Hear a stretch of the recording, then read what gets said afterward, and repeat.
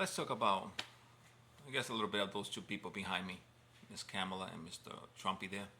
And the truth is that they are going to be probably the front runners for to be the next president of the United States. And whoever wins of these two, I don't think it's going to matter to you or to me because I believe that nothing fundamentally will change unless we start asking the right questions. Because most of the time, this is just a show. It's just a show. Every 4 years, let's look at it. Every 4 years, we have an election, a president election. Guess what? It gets only worse. It gets worse for us. We are paying more and more. You know, most people think that Donald Trump actually was better the economy for him. But I'm going to tell you the truth. No, it was not. He actually did nothing fundamentally to change the way things are. He made it a little bit worse. Think about it. Trump put about almost what $8 trillion in national debt, and people ignored that. Some Trumpers will just ignore that. They'll whatever. The point is, no, it's bad. You're paying the inflation for that right now. That's what Don cost you. Plus, his tax cut did not reflect your interest. It only reflects the interest of him and the people that actually make all the money. But you know something? The same thing could be said about the Democrats. The same thing they did. Everything they do basically only reflects the interests of the very few, the people who they probably represent, which is not you or me. That's how has it been for the last 45 years in my time. People don't realize that. The national debt is the cause of inflation. People try to say, no, it's not. What do you mean it's not? Government prints money in order to fund itself. That's why they need to inflate prices in order to collect more taxes. Because the truth is that the tax system is so messed up that it's against you. Remember, you pay for everything. And the taxes that are collected from you is just basically to pay the interest on the money they keep printing or borrowing, just to pay interest. That's all. Why do you think the national debt is going to be about $33 trillion or $34 trillion after Biden is out? Biden is going to put about $8 trillion in national debt, to be honest with you. You know, between Obama and Bush, they put about what, $15 trillion? Those are crazy numbers. Most Americans don't even realize that back in 2000, before the war on terrorism, the national debt was about what, $5.6 trillion? From that time to now, we have put over, I guess, over 25 to $30 trillion in national debt. Just in 20 years, 24 years. That is mind-blowing. And people still don't understand that. We need to talk about taxes. Yes, taxes is very important. Because whoever wins the presidency, I guarantee you, they will never solve any of our issues. Living wages are no longer livable wages. They are not even livable right now. Most people are just struggling just to pay the bills right now. Are you in that situation? Of course you are. I'm in it. You might be in it. Almost everybody's in it that I know of. If you're not rich, you are in it. Even those people who consider them middle class, you know, they're struggling too. The only people who are not struggling are probably the wealthiest people because they get all those tax credit. They basically pay no taxes. I mean, how is it possible a company like Amazon pays almost nothing in taxes? They do pay a certain amount of taxes, but I guarantee you they get to keep most of the taxes. I mean, all those taxes you pay every day, every week, every month, guess what that goes to? It's collected by corporations or businesses. Do you know what happened when they collect it? They keep most of it because they have those tax loopholes. That's just the truth because I know, because I own a business and I know how to. Basically, it's legal to do that. You go to your accountant. The accountant does his job. That's what accountants do. They find the loopholes to you keep most of your money of the taxes. That's what it is. I'm sorry, but that's the truth. So anyone who doesn't believe that is just bullshit. The big corporation actually gets most of the money. They take the big chunks. I mean, that's why they make millions of dollars. That's like a little bonus for them. Like imagine if you go to Wawa and buy a cup of coffee. Look at the tax on that, how much it is. Over here in Florida, it's about what? You buy a 16-ounce cup of coffee. Do you know how much that is? You pay $2.15, but it's almost 15 cents in tax on that. That's a nice paycheck for Wawa. I mean, I'm just using them as an example. I'm not saying anything else. I mean, do they pay all the taxes? You know the loopholes is there. They're going to keep most of the money. If every single tax was to be collected in their state, meaning the government will be funded by true taxation, like all those taxes we pay every day, we should have no inflation. Inflation should go down. We should bring the debt down. The problem is we have leaders that are so greedy that they know that the tax is just another piggy bank for them.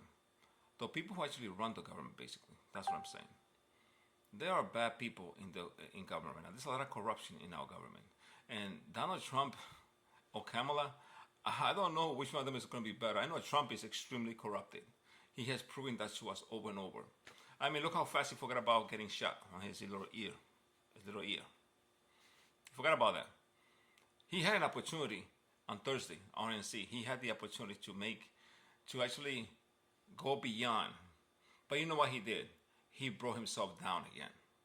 Donald Trump is one of the most corrupted person that I have seen throughout the last 45 years. If you think that he's not, then you're delusional. He's in your face corrupt. Kamala will hide her corruption. Biden hide his corruption.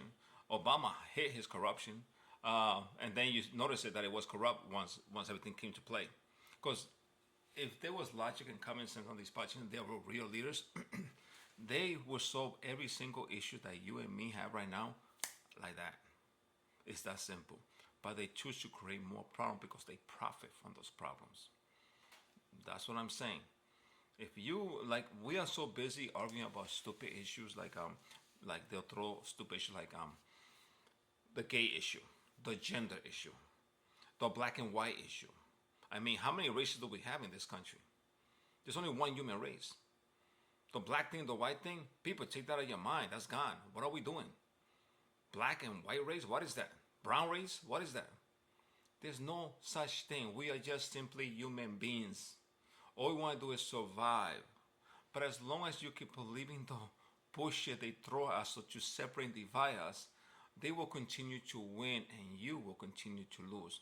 We are losing big. We pay a lot of taxes. They keep raising our taxes. There's nothing being done about real issues. Like right now we have a global warming epidemic right now. Look how hot it's getting. It's getting hotter and hotter every single year. We destroy our environment, we destroy ourselves. And these people probably willing to do that. I don't understand that. Global warming is a real issue and a real threat to all humanity. We all live in this place called Earth. Earth is our only home. We destroy it, we destroy ourselves. There's a lot of things we could do right now. Earth, we need to protect it. That's the number one thing. All these endless wars need to stop. Humans shouldn't be. Why are we fighting all these stupid endless wars? Wait until we have no water. Then we're really going to have to fight wars. People will be fighting over water. And it could become sooner than later. It could become very soon. So we need to understand what's the issues that are important to us, question these two people as much as we can, and find out if they are willing to do what is right for us. But only you and me could keep them accountable for. We need to clean out our system, or we're going to lose our democracy in total. I believe we already lost it because the people running our country and the people that they keep selecting for us to elect are not our people. They are not our people. The problem is that we keep them in track. If we keep track of them, we might be able to do something. Trump attacked the worst person, the RNC. He attacked Mr. Bouquet. In 4 years, that man did what these or any of these politicians for the last 45 have not done in the United States. Solve issue, and probably going to probably solve more issue later on. But let's see what happens. But Donald Trump and Kamala Harris, if they're the front runner, if either of them win, we need to hold them accountable for whatever they do. I mean, let's look at what they have to say, and let's judge them based on what they say. But also keep them accountable on what they say, because words don't mean nothing if there's no action. That's the problem. All they do is talk, but no action. Trump, you think he had action? No, he did not. The man spent almost all his presidency playing golf. He played a lot of golf during his presidency, and he basically did nothing but make the richer more richer. People, if you think oil, drill is the key, that is stupid. Because you know what? We're already drilling a lot. The problem is that our oil is not nationalized. It's actually dig up and sell on the open market. If you want to bring the oil prices down, you nationalize the oil. And you do the refinery in this country. Because right now what we do is we buy oil from Saudi Arabia and Libya. People, all I'm saying is keep track of these people, question them as much as you can, and don't support anybody. Do not cheerleader for nobody. Peace. Subscribe if you like that, and like. Thank you.